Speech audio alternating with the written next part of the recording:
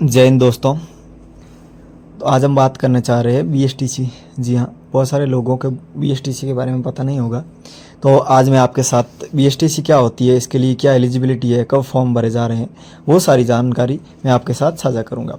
तो जैसा कि आप सब जानते हो कि प्री डीएलएड एग्जामिनेशन के नाम से जाने जाने वाली, पहले इसे बीएसटीसी कहा जाता था, तो उसका नोटिफिकेशन जारी हो चुका है और ऑनलाइन आवेदन भी शुरू हो गए हैं। तो आप कैसे, इसके बारे में थोड़ी सी मैं जानकारी साझा कर लेता हूँ, कौन कौन फॉर्म अप्लाई कर सकता है, क्या क्या एलिजिबिलिटी है, उस सब के बारे में। तो सबसे पहले आप स्क्रीन पर देख रहे होंगे एक ये जो पीडीएफ है, इसमें इसके माध्यम से ये नोटिफिकेशन जारी किया गया है।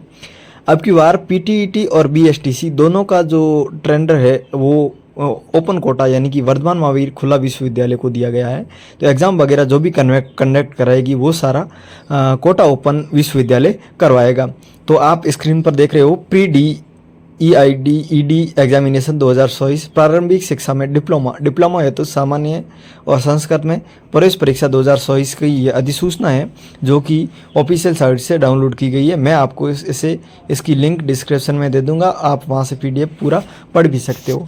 और क्या क्या महत्वपूर्ण चीज़ें हैं वो सारी मैं जानकारी साझा कर रहा हूँ। आप जानते हो अब ये काम कहाँ आती है। सबसे पहले तो जैसे जो रीट का एग्ज़ाम होता है, जो प्रारंभिक शिक्षा के अंदर जो शिक्षक लगते हैं उनकी जो भर्ती होती है, ये स्पेशली शिक्षक के लिए है, शिक्षक बनाने के परिपूर्ण के लिए ये डिप्लोमा है। तो इसमें दो तरह की रीट में होती है, जैसे कि एक तो होता है प्राइमरी लेवल, एक होता है अपर प्राइमरी लेवल। तो अपर प्राइमरी लेवल में और एक प्राइमरी लेवल में, अपर प्राइमरी लेवल में ज़्यादातर बीएड वाले विद्यार्थी सम्मिलित होते हैं, लेकिन जो बीएसटीसी करते हैं उनके लिए प्राइमरी लेवल के लिए होता है। और बीएड वाले में बहुत ज़्यादा जो होता है वो कंपटीशन रीट में बहुत ज़्यादा होता है, जबकि बीएसटीसी में थोड़ा कंपटीशन कम होता है। तो इस बीएसटीसी के माध्यम से आप थोड़ा सा मेरिट में बदलाव देख सकते हो। तो यहाँ पर ये डिप्लोमा करने के बाद आप शिक्षक की भर्ती यानी कि रीट की भर्ती दे सकते हो। हालांकि बीएड का एक अलग फ़ायदा भी है कि वो करने के बाद आप सेकंड ग्रेड वगैरह सब कुछ दे सकते हो, लेकिन इसमें केवल रीट के लिए एलिजिबिलिटी होगी। अब हम बात करते हैं, तो ये जो बीएसटीसी की परीक्षा है, इसके लिए कुछ महत्वपूर्ण तिथियां यहाँ दे रखी है, उन सब के बारे में हम चर्चा कर लेते हैं। तो सबसे पहले आप यहाँ पर देख सकते हो कि ऑनलाइन आवेदन पत्रों की उपलब्धता 11/5 तक आपको शुरू हो चुके हैं और आवेदन करने की अंतिम तिथि 31 मई है। तो उससे पहले आप अवश्य ऑनलाइन आवेदन कर ले। और परीक्षा की तिथि भी यहाँ पर पहले स्पष्ट रूप से दे रखी है कि 30 जून को आपके एग्ज़ाम कंडक्ट होगा, जो कि कोटा ओपन के द्वारा ही करवाया जाएगा। अब हम पात्रता की बात करें, शैक्षणिक योग्यता की बात करें, तो आपको क्या क्या शिक्षा होनी चाहिए, कौन कौन फॉर्म अप्लाई कर सकता है, उन सब के बारे में सबसे पहले हम जानकारी साझा कर ले। तो मान्यता प्राप्त बोर्ड से उच्च माध्यमिक परीक्षा अथवा समकक्ष परीक्षा में न्यूनतम अंक प्रतिशतों का वर्गीकरण दिया गया है। यानी कि 12th के बाद, 12th में आपके ये प्रतिशत होंगे, तो 12th के बाद वाले जितने भी अभ्यर्थी हैं वो इसमें फॉर्म अप्लाई कर सकते हैं। और 12th में आपके इसके लिए सामान्य वर्ग के लिए 50% होना आवश्यक है, अनुसूचित जाति एवं जनजाति के लिए 45% से पास होना यानी 12th पास आउट होना आवश्यक है। ओबीसी और इन सब के लिए, एमबीसी के लिए, ईडब्ल्यूएस के लिए, इन सब के लिए 45% के साथ आप पास होना अनिवार्य है। इसी प्रकार दिव्यांग के लिए, यानी कि जो 40% दिव्यांग है उनके लिए या विकलांग है उनके लिए जो हैं वो 45% 12th में होना अनिवार्य है। इसी प्रकार विधवा और परित्यक्ता तलाकशुदा महिलाएं, इनके लिए भी 12th में 45% से ऊपर है तो ही आप फॉर्म अप्लाई कर सकते हो। नीचे एक और महत्वपूर्ण नोट्स दे रखा है कि जो न्यूनतम अंक, जैसे कि आप सामान्य का ले लो, यदि सामान्य में आपके 50% है और लेकिन आपकी 12th में यदि 49.99% है तो भी आप फॉर्म अप्लाई नहीं कर पाओगे। यानी कि पूर्ण रूप से 50% होना ही पड़ेगा, तभी आप इसमें फॉर्म अप्लाई कर पाओगे। इसके अलावा जो अभ्यर्थी वर्ष 2024 में उच्च माध्यमिक परीक्षा में सम्मिलित हो रहे हैं वो भी आवेदन करने हेतु पात्र होंगे, परंतु उन्हें काउंसलिंग के समय तक पात्रता के सभी शर्तों को पूर्ण करना अनिवार्य होगा। यानी कि इस साल जिन्होंने 12th का क्योंकि 12th का अभी रिजल्ट तो जारी हो चुका है, लेकिन आप फॉर्म अप्लाई कर सकते हो क्योंकि वहाँ मार्कशीट वगैरह स्कैन करनी पड़ती है, तो उसके लिए आपको यहाँ पर छूट दी जाएगी। यानी कि आप फॉर्म तो अप्लाई कर सकते हो, लेकिन जब आप अपने जो डॉक्यूमेंट जमा करवाते हो उस समय, काउंसलिंग के समय, आपके पास वो पूर्ण एलिजिबिलिटी होना आवश्यक है, 50% के पास या फिर जो भी प्रतिशत दे रखे उसके साथ पास होना भी। आयु की बात करें तो आयु की जो पात्रता है वो 1 जुलाई 2024 को 28 वर्ष से अधिक ना हो, यानी कि 1 जुलाई 2024 के अकॉर्डिंग आपकी एज 28 वर्ष से कम होने चाहिए, तभी आप फॉर्म अप्लाई कर सकते हो। इसके अलावा जो भी आपकी कैटेगरी है उसके अकॉर्डिंग आपको एज में छूट भी दी जाएगी, जैसे SC ST EWS OBC MBC इन सब के लिए भी आपको अलग से छूट दी जाएगी, यानी कि वो 28-30 तक फॉर्म अप्लाई कर सकते हैं यदि आप इसमें से किसी वर्ग के लिए हो। ये जो 28 वर्ष है वो सामान्य वर्ग के लिए है। आरक्षण प्रवेश की राज्य सरकार के नियम अनुसार ही होगा। आवेदन की प्रक्रिया की बात करें तो ऑनलाइन आवेदन आप वेबसाइट के माध्यम से कर सकते हो, जिसकी लिंक मैं डिस्क्रिप्शन में दे दूंगा।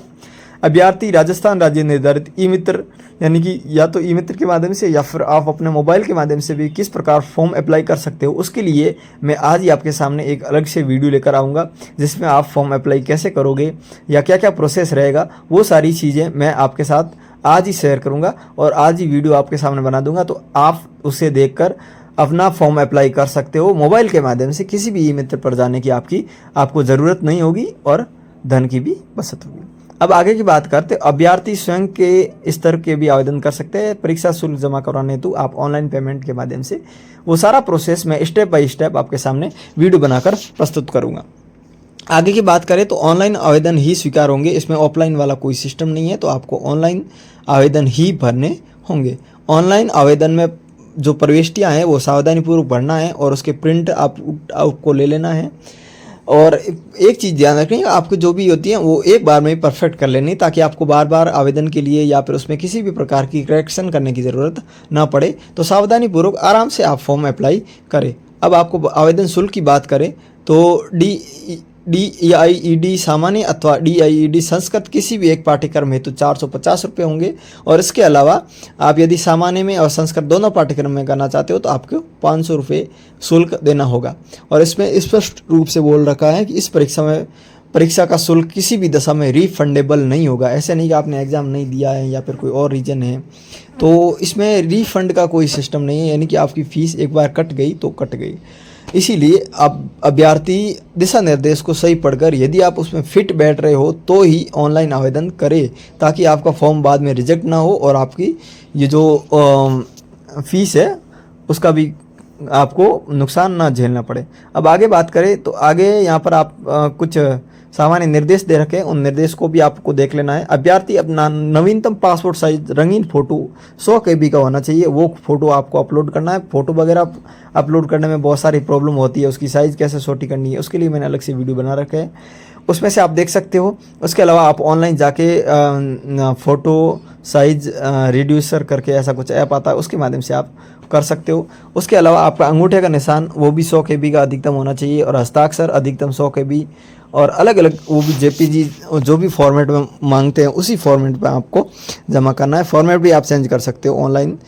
इसके अलावा अपनी माध्यमिक और उस माध्यमिक अंक तालिका एवं प्रमाण पत्र, आरक्षण प्रमाण पत्र, सब कैटेगरी, विधवा तलाक जो भी हो आपका सर्टिफिकेट है वो भी आपको वहाँ पर स्कैन करना होगा, यानी कि आपको उसमें अप्लाई करना होगा। और बैंक डायरी भी आपको ज़रूर ऑनलाइन समय साथ रखनी है।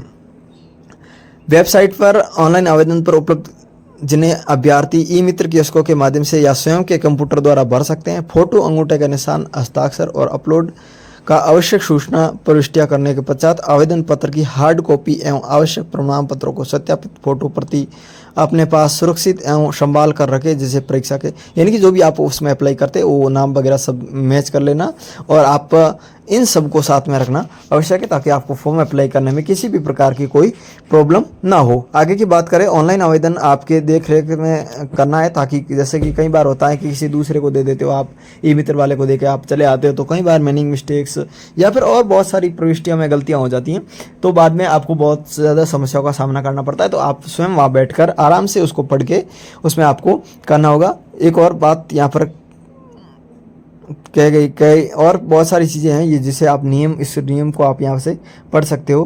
तो ये तो पहले भी बता दिया गया है कि जो इस साल 12th में है वो भी फॉर्म अप्लाई कर सकते हैं। अब अभ्यर्थी 1 जुलाई से ये 28 वर्ष उम्र, ये मैंने पहले बता दिया है। इसके अलावा जो दिव्यांग के लिए है उनके लिए भी आरक्षित पदों 40% दिव्यांग पत्र होना चाहिए। मेडिकल से आपको 40% आप दिव्यांग हो तो इसमें आप दिव्यांग वाली जो सीटें होती है उसमें आप एलिजिबल होगे। अब हम कुछ और चीज़ें आपके साथ शेयर करना चाहते हैं, जैसे कि यहाँ पर दे रखा है कि ऐसे विद्यार्थी जिसके शारीरिक दोष हैं, अक्षमताएं हैं, वो इसमें अप्लाई ना करें क्योंकि वो एलिजिबल नहीं होंगे। जैसे कि यहाँ कुछ काम भी दे रखे हैं कि दोनों हाथ ना हो, दोनों आंखें ना हो, तो लिखने में या देखने में, या बहरे है बिल्कुल तो सुनने में प्रॉब्लम होगी, वो कैसे पढ़ा पाएंगे, वो एलिजिबल नहीं होंगे। इसलिए वो पहले ही आवेदन ना करें, क्योंकि दोनों पैर नहीं होंगे तो फिर खड़े नहीं रह पाएंगे। उनके लिए अलग से होती है वो चीज़ें, उनका हम सम्मान करते हैं, किसी भी भावना को ठेस नहीं पहुंचाना चाहते, लेकिन उनको जो होती है वो शिक्षक भर्ती में एक कहीं ना कहीं प्रॉब्लम करनी पड़ सकती है। ऐसा नहीं एक हाथ है तो वो चल सकता है क्योंकि वो दिव्यांग की दृष्टि में आ जाएगा या फिर विकलांग की दृष्टि में, लेकिन यदि दोनों हाथ नहीं है तो फिर आप उसके लिए एलिजिबल नहीं होंगे। अब और कुछ चीज़ें यहाँ पर दी गई है कि राज्य सरकार द्वारा डिप्लोमा में आरक्षण अलग अलग दिशा निर्देश के अकॉर्डिंग होगा। जो भी आपके पास आरक्षण के लिए जिस कैटेगरी का, कास्ट का आपके पास जो सर्टिफिकेट है वही सर्टिफिकेट लागू होगा, और सर्टिफिकेट या तो जिला कलेक्टर द्वारा या एसडीएम द्वारा जारी किया गया होगा।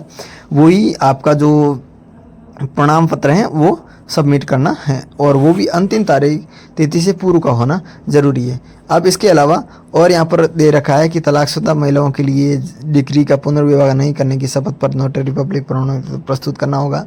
आवश्यक प्रमाण पत्र अधिकारी द्वारा जारी होने चाहिए अथवा मान्य नहीं होंगे, यानी कि जो भी प्रमाण पत्र होते हैं वो गवर्नमेंट एम्प्लॉयमेंट के द्वारा आपके लागू हुए होने चाहिए। इसके अलावा प्रवेश क्षमता की अधिकतम 5% सीटों पर राज्य से बाहर के अभ्यर्थी को, यानी कि राजस्थान के अलावा जितने भी दूसरे राज्य के, दूसरे स्टेट के जो विद्यार्थी है वो बीएसटीसी में प्रवेश लेना चाहते हैं तो उसमें 5% सीटें आरक्षित हैं। उसके अलावा आपको किसी भी प्रकार का प्रवेश नहीं दिया जाएगा।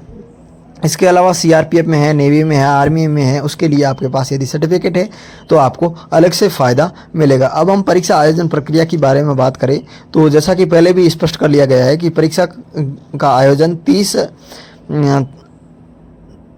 जून को होगा और रविवार के दिन होना है, जो पहले ही डेट घोषित कर ली गई है। आप वेबसाइट से 7 दिन पूर्व अपना एडमिट कार्ड भी डाउनलोड कर सकते हैं। परीक्षा केंद्र पर परीक्षा प्रारंभ होने से आधा घंटे पहले यहाँ पर कुछ और रूल दे रखे हैं। हालांकि बहुत सारे एक्सपीरियंस बंदे भी आते हैं, लेकिन ज़्यादातर 12th पास वाले भी इसमें फॉर्म अप्लाई करते हैं, तो उसके लिए प्रॉब्लम होती है ओएमआर, क्योंकि 12th तक लेवल में किसी भी प्रकार की कोई ओएमआर का प्रावधान नहीं होता है। तो आप ओएमआर यदि भरनी आती है तो या फिर उसे आप पहले प्रैक्टिस करनी भी सीख ले, उसमें सही से अपना नाम, रोल नंबर वगैरह जो भी है वो भी अच्छे से फिल करे, और आंसर जो है वो भी अच्छे से फिल करे, ताकि आपको किसी भी प्रकार की आगे प्रॉब्लम का सामना ना करना पड़े। इसके अलावा यहाँ पर हम प्रश्न बैंक के बारे में बात करें, क्या क्या क्वेश्चन रहेगा, तो यहाँ पर सबसे पहले आपके मानसिक योग्यता के 50 क्वेश्चन पूछे जाएंगे। प्रत्येक क्वेश्चन 3 नंबर का होगा, यानी कि 150 नंबर का आपकी रीजनिंग होगी। राजस्थान की सामान्य जानकारी भी 150 नंबर की, यानी कि 50 क्वेश्चन आएंगे। शिक्षण अभिक्षमता के भी 50 क्वेश्चन 3 नंबर के, यानी कि 150 नंबर की ये भी होगी। तो इस चीज़ का भी आपको ध्यान रखना है कि इसमें किसी भी प्रकार की नेगेटिव मार्किंग नहीं है, ऊपर पहले भी दे रखा है, तो नेगेटिव मार्किंग नहीं है, तो आपको सारे के सारे क्वेश्चन अटेम्प्ट करके आने हैं, क्योंकि नेगेटिव मार्किंग नहीं है, आपको कोई भी नुकसान नहीं होने वाला, तो सारे क्वेश्चन करके आने हैं। तो यहाँ पर देख सकते हो कि टोटल क्वेश्चन हमारे 50 ये 50 ये 150 ये हो गए, और 50 ये होंगे, यानी कि 200 क्वेश्चन होंगे टोटल। उसके अलावा यहाँ पर अंग्रेजी में 20 क्वेश्चन 3 नंबर का होगा, और इसी प्रकार संस्कृत में 30। यहाँ पर ये ऑप्शनल है, संस्कृत या हिंदी आप कौन सा लेना चाहते हो वो आपके साथ ऑप्शनल होगा। जिसमें भी आप लेना चाहते हो उसके 30 नंबर का वो होगा, और अंग्रेजी 20 नंबर की अनिवार्य रूप से आपके आएंगी। तो इस प्रकार की ये जो एग्ज़ाम का पैटर्न है ये यहाँ पर आप देख सकते हो कि इसमें इसी के अकॉर्डिंग आपको नंबर लाना है, और नेगेटिव मार्किंग नहीं है। तो इस बात का ध्यान रखें कि आप सारे के सारे क्वेश्चन अटेंड करके आए, ताकि आपके अच्छे मार्क आ सके, और यदि जितने आपके ज़्यादा मार्क आएंगे उतने ही आपको नज़दीकी कॉलेज मिलेगी, और नज़दीकी कॉलेज मिलने से आपका प्रॉफिट होगा, क्योंकि आप आने जाने में, रहने की सुविधा में वगैरह वगैरह सभी में। अब इसके अलावा प्रश्न खंड होंगे, अंग्रेजी और संस्कृत हिंदी विभाजित होगा, खंड अब सद इस सब में होगा। ये सब सारी सूचना आप यहाँ से पढ़ सकते हो, और ओएमआर के माध्यम से होगी, तो परिणाम जो है वो भी ओएमआर स्कैन के माध्यम से आएगा। इसके अलावा आप वहाँ पर कुछ परीक्षा सत्र में आप कुछ ऐसी जगह न ले जाए नकल वगैरह से रिलेटिव, ताकि आपको किसी भी प्रकार का समस्या का सामना ना करना पड़े। अब हम पाठ्यक्रम के बारे में बात करें तो क्या क्या आएगा। रीजनिंग की बात करें, मानसिक योग्यता की, तो रीजनिंग रीजनिंग आएगी तार्किक योग्यता वाली, एनालॉजिक दो वस्तुओं की आंशिक समता या समरूपता, डिस्क्रिमिनेशन विभेदीकरण आएगा, रिलेशनशिप संबंधता से रिलेटिव एनालिसिस विश्लेषण, तार्किक चिंतन से रिलेटिव क्वेश्चन आएंगे और 50 क्वेश्चन, यानी कि इन्हीं सब्जेक्ट से आपके क्वेश्चन आएंगे। अब जनरल अवेयरनेस ऑफ राजस्थान के बारे में सामान्य जानकारी से भी 50 क्वेश्चन पूछे जाएंगे, जिसमें राजस्थान की कला, ऐतिहासिक पक्ष, राजनीतिक पक्ष, संस्कृति, साहित्य, आर्थिक और भौगोलिक और लोक जीवन से संबंधित क्वेश्चन पूछे जाएंगे। शिक्षण अभिक्षमता वाले 50 क्वेश्चन होंगे, जिसमें शिक्षण अधिगम, नेतृत्व गुण, सृजनात्मक, सतत एवं व्यापक मूल्यांकन, संप्रेषण कौशल, व्यवसाय की अभिवृद्धि, इनसे संबंधित भी क्वेश्चन पूछे जाएंगे। इसमें रूल भी ये भी होता है कि 4 ऑप्शन होते हैं, प्रत्येक एक नंबर का होता है, फिर दूसरे 2 का, और सही करते हो तो पूरा 3 नंबर मिलेंगे, लेकिन बिल्कुल गलत करते हो तो उसका 0 नंबर ही मिलेगा। इसमें कोई ना कोई नंबर ज़रूर मिलेगा, लेकिन ये बिल्कुल गलत वाला किया तो कुछ नहीं मिलेगा। इसमें इस प्रकार का नियम होता है। अब आगे की बात करें लैंग्वेज की एबिलिटी, तो भाषा की योग्यता में 50 क्वेश्चन होंगे, जिसमें से 20 अंग्रेजी के फिक्स आएंगे, कॉम्प्रिहेंशन से रिलेटिव आएंगे। इसके अलावा आपके स्पोर्टिंग एरर से narrations, preposition, article, connectives, corrections of sentence, kind of sentence, sentence complex sentence, vocabulary, सिनोनियम, antonym, word substitution, spelling errors से संबंधित। इसके अलावा हिंदी और संस्कृत से भी रिलेटिव जितनी भी ग्रामर होती है उनसे रिलेटिव आपके यहाँ पर क्वेश्चन देखने को मिलेंगे। हिंदी में देख सकते हो, ज्ञानवर्धक से संबंधित। तो ये जानकारी थी आपके साथ BSTC के बारे में। BSTC का फॉर्म कैसे ऑनलाइन अप्लाई कर सकते हो उसके लिए मैं अलग से वीडियो बनाकर आपके सामने रखूँगा, जिसकी नीचे मैं लिंक भी डिस्क्रिप्शन में दे दूँगा। तब तक के लिए थैंक यू, धन्यवाद।